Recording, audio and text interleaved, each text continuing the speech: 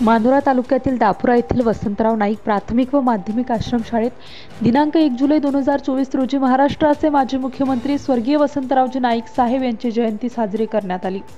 या प्रसंगी गावातील माजी सरपंच श्री नामदेवजी पवार व प्रमुख पाहुणे मानोरा पंचायत समितीचे माजी सदस्य मधुसूदन राठोड हे उपस्थित होते।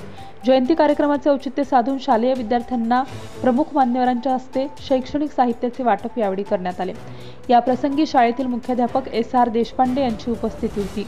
स्वर्गीय वसंतराव नाईक साहेबांच्या जीवन कार्याला उजाळा देत शाळेतील ज्येष्ठ शिक्षक चव्हाण चौधरी यांनी विचार मांडले।